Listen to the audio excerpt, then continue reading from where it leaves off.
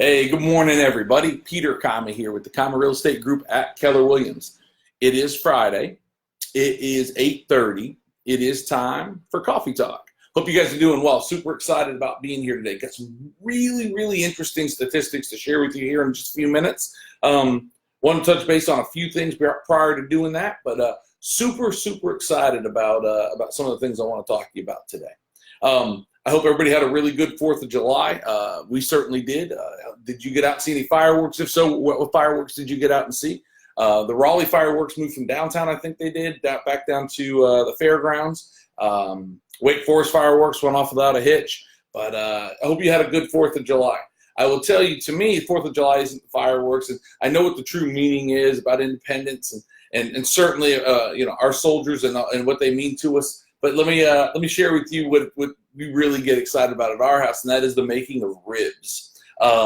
But I'll tell you what, we've done everything, and right now we're smoking on our Traeger all of our ribs. And so we've gone to, and by the way, to Joe downtown at B&W, thank you for the Traeger, dude. It is fantastic, great advice. But we're doing the 3-2-1 method of smoking ribs. Love to know, do you have any secrets on how you smoke or make your ribs? If you have something you want to share, I mean, are you spraying them, spritzing them down with apple juice all day long? Like, what is it that you do? Are you tinfoil wrapping those things during hours 2 to 4? I mean, what is it that you do? So we do the 3-2-1 method. It gives us layers of flavor, layers of hard cap on the ribs themselves. But yeah, so if you've got a trick, we're all ears. Hey, good morning, Christina. Good to see you.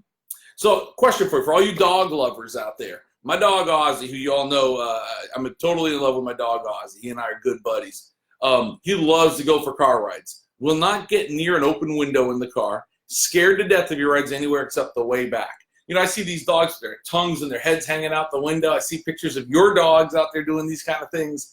Ozzy is he loves to go, but he is scared to death. So if he's in the front seat with me like he was last night, he is constantly nudging me with his snout, trying to get me to keep my hand on him, let him know he's okay.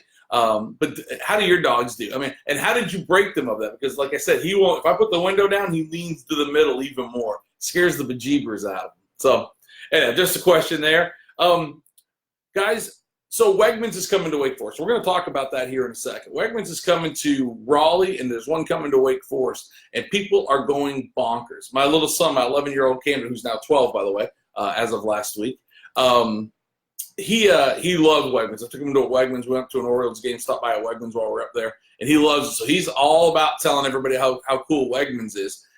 It got me to thinking, where do you do your grocery shopping now? So my wife and I have this big battle. I'm a convenience grocery shopper, so whatever's convenient on the way home from wherever we are, stop in there. I don't price shop. I don't do any of those things. I just go in and buy what we need and we get home and we move on. To me, it's not worth the time, effort, and the money savings. To her, it is.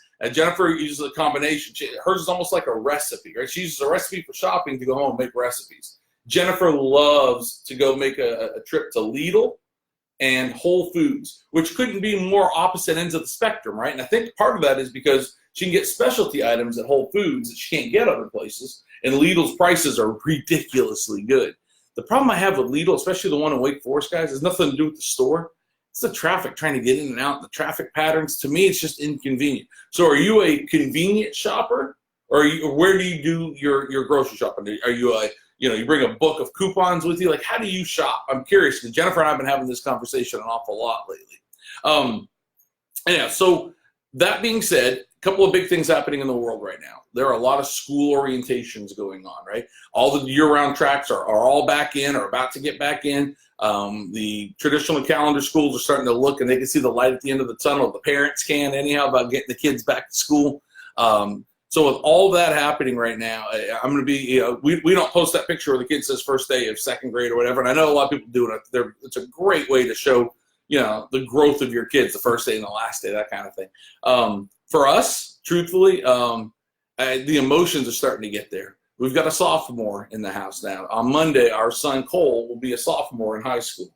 And I just don't see it. He's a great kid, don't get me wrong. But I still see him as a young, immature 10-year-old, not as this maturing 15-year-old who now has a driver's permit.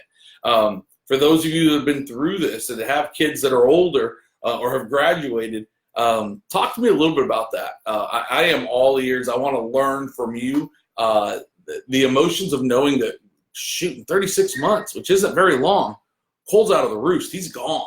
And, man, that scares the bejeebers out of me, man. It just does. I see old pictures of Cole just from like 3 or 4 years ago and how young he looked, and think, well, in 3 or 4 more, and that just seemed like yesterday. In that same amount of time, he's going to be gone. And, I'm going to miss the kid. As much as he can drive me bonkers, I'm certainly going to miss him. I look back at my own high school years and think about how quick they went. And I gotta be honest with you, they're going so much faster now. I still see Cole, like I said, as his 5th or 6th grader. And, again, he's heading into a sophomore year on Monday. And it just blows me away. And the types of conversations we have now continue to slowly but surely change over. And while we're trying to prepare him for life as a young man in this world, I'm not ready to let go of him being a young boy in this world. We start having these conversations about identity, like, who are we, right? You start thinking to yourself, like, well, who am I? I'm Dad. That's who I am. But pretty soon they're going to be gone. And when they're gone, who am I? And what is it that I like to do? And I know Jen's thinking these things. It's a really interesting time of life right now. I'm torn between planning for the future and really trying to live in the current moment. And as a dad, listen, I've got this reputation. I'm cranky, I'm gruff, I'm loud. I get all those things. In the end, I'm a crier who loves his kids, and that's the truth. I'm bought in there, guys, and I know a lot of you are as well. I just can't believe it. So anyhow, let's dive into real estate, because I can digress a good bit. But before we do, real quick, that same kid, he's got a tournament starts tonight. We play at 9 o'clock over in Durham, a little AAU basketball. Super excited about that. It's been a while since Cole's been on the hardwood, so real excited to see Cole out there competing again tonight with his buddies. He had a practice on Tuesday, and they had to do things like run the full, and I'm talking the big court, I'm talking about the entire big court over at the seminary, which is enormous. It's fantastic. They had to get up and down that court in 10 seconds or less from baseline to baseline. And if one kid didn't do it, the rest of the team paid the price. And there was one kid who was struggling with that a little bit, I guess. And so they paid the price, and they got up and down. Cole said he's never run so much in his life, but I think it was a good way for him to come back from vacation. My other son, Camden, baseball season's wrapped up. Let me mention this to you real quick. So this is something that kind of bothers me a little bit. So I coach, as you know, an awful lot. I get to coach a really cool little competitive travel baseball team. Here's the part about it. I understand it's part of the world we live in. I get it. I understand people love to win. We love to develop. Winning is great, and we want to win. Don't get me wrong. I'm not a good loser. But we love to develop kids. The part that bothers me the most is the recruiting of free agents at 11, at 10, at 9, in our case now, between 11 and 12-year-old kids. The recruiting of free agent kids. And it's a necessary evil in the world we live in. If you want to play travel baseball in a competitive area, it's going to happen. Let me tell you something, though. We made a decision as a team that we would not recruit during the season. We were not going to show up at somebody's tournament. We're not going to talk to parents and kids at a tournament. We're not going to call you during the week, during the season. To me, it just felt dirty. And I know some of that goes on. And there's nothing illegal about it. You can go ahead and do that. We're big fans waiting for the season to end and then asking, listen, if you'd be interested, we'd love to work you out and talk to you about joining our team. I think it's just a nicer, cleaner way to do it. Here's the hard part. We've had workouts recently. We've worked out 8 kids. We've got 3 more we're getting ready to work out. And of the 8 kids, we're only being able to keep 1 or 2. And the hard part is, and these are still little boys. These are 11-year-old kids. And, it's difficult to call those parents and say, hey, listen, Michael or Joey or Timmy or Bobby, whoever it is, great kid. Yes, sir, no, sir kid. Worked really hard, had a nice tryout. But it's hard to say to a parent they're not good enough. I don't know how I would handle somebody calling something about Camden. I've been his coach this entire time. I hate doing that part of it. Again, enough about kids and the sappy side of things, but that's where we are right now. Baseball season's ended, heading into another baseball or basketball tournament tonight with Cole. So let's talk about the real estate market. Get some really, really interesting things to talk about here. So listen up real quick. 3 of the last 4 weeks. So we take our statistics on Thursday afternoons for a Friday morning coffee talk. 3 of the last 4 weeks, our market has shown over 8,000 active listings. 8,000. Typically, or not typically, but more recently, we've not been able to get over that 8,000 mark in terms of active listings, or we've been selling them so quickly. Well, inventory is starting to pile on top of each other just a little bit. Don't get me wrong, we're in a seller's market. Don't misread that at all, right? We are still sitting at 2.4 months worth of inventory in our market, right? That is screaming seller's market, seller's market, seller's market. What I want to talk to you about is the trend, kind of where we were and kind of where we are. And if you look at a pendulum, where are we in that? No way to know, no glass ball. That being said, 8,000, more than 8,000 active listings in the market as of yesterday, and 3 of the last 4 weeks have shown that. So let's take that and extrapolate that further, right? So you have active listings, and then you've got pending and contingent, meaning houses that are under contract, right? So when we add those together, pending, active, and contingent, meaning houses that are on the market but not yet closed in one form or another. In the last 3 months, we've went from just 15,400 to 15,200, okay? Guys, our inventory overall is dropping, meaning active, pending, and contingent, right? We're dropping slightly there. However, we're significantly increasing our active listings. There's a slight increase on days on market and months of inventory, right? So our active inventory, while it's up, our overall inventory is down, meaning we're not selling quite as many houses at the pace we were selling them at, meaning that our pendulum is moving a little bit away from that seller's market, right? We were at one point right around 2 to just below 2 months worth of inventory. We're at almost 2.5 months worth of inventory right now. So starting to see some slight changes. It doesn't happen overnight, right? We're going to wake up one day, we're going to have 3.5 months worth of inventory, and we're going to have, 9,000 listings. It's just a slow change in the market, but it is changing in that direction. I would not call it white hot. That being said, here is, without any statistics, this is just me reading the market. The last 2 weeks, the phone's been ringing off the hooks. Our internet hits are off the hooks. Houses that were at one point kind of sitting there are either getting offers, going under contract, or getting a lot more showings than they were. That's just us reading it internally. So if that helps you as a consumer, if that helps you as a real estate agent, maybe you're seeing the same thing out there. If you're not, share that with me. Let us know. So inventory is up in every single municipality right now across the board in our market right here, especially the Wake County market in particular, except for one town, and that is Wake Forest. Wake Forest, the actual inventory has continued to drop. I can't explain that right now. We're watching it closely. Maybe some of this new construction's coming off the board. I don't know, but we're watching it closely. So another interesting statistic. We tell you every week about the number rolling 12 months worth of sales, right?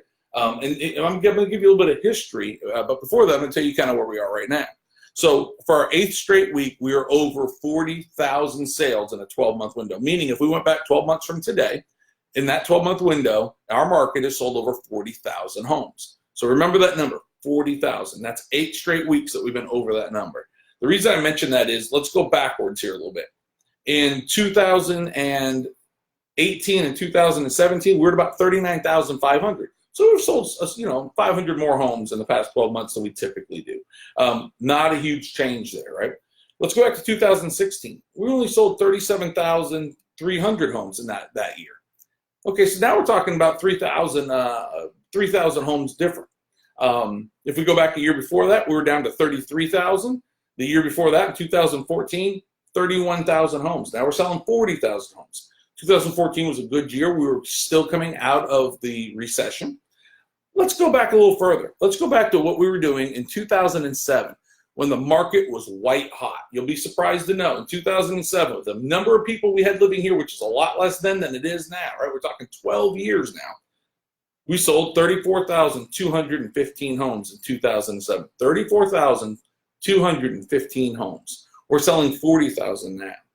Guys, in the middle of the recession, those numbers had dropped to 20,000, right? 20,718 homes sold in our market in 2010.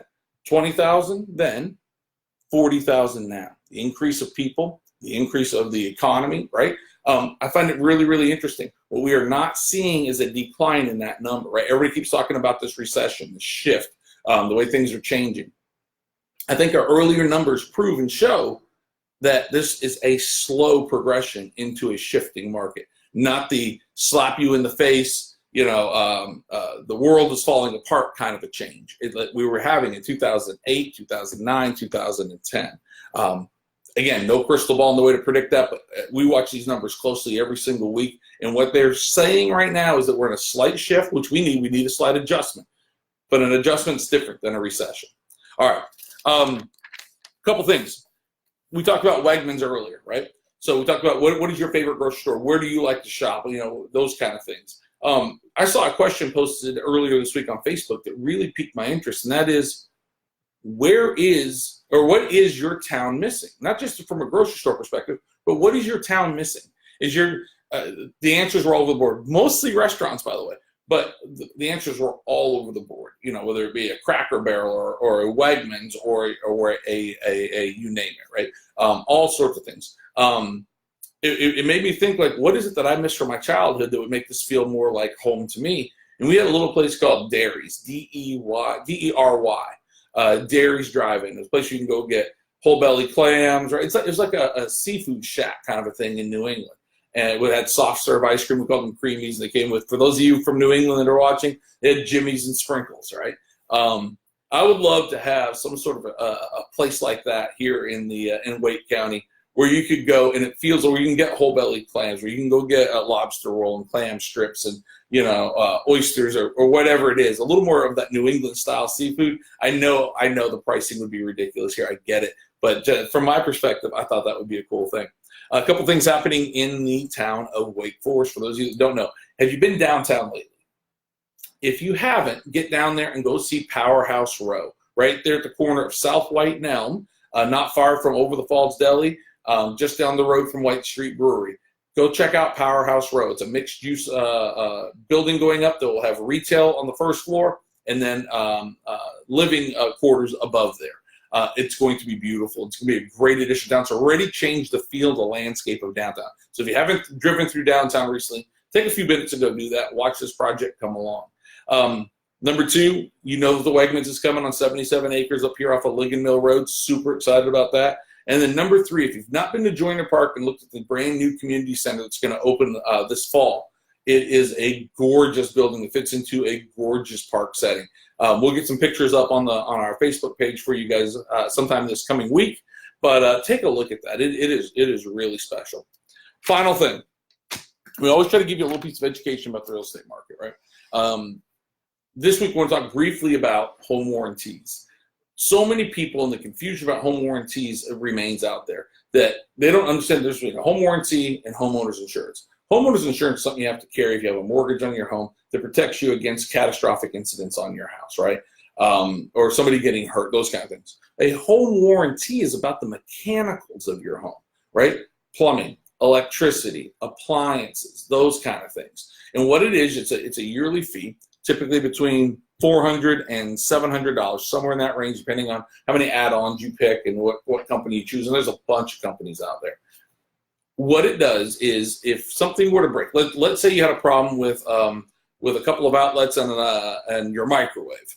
Instead of having it repaired yourself, you call your home warranty company, and for a service charge, typically $50 to $80, somewhere in that range, give or take $20 either way, you pay the service fee. The warranty company sends out a licensed technician. If they can fix it, they fix it for free. If they can replace it for free with a like item. So it's a way to mitigate any potential major catastrophic replacement of items, whether it be electrical, whether it be microwave, hot water, heater, dishwasher. I mean, there's a refrigerator. There's all sorts of things that it covers. So that's what a home warranty does. It protects the mechanicals in your home for a yearly fee plus whatever that service charge is.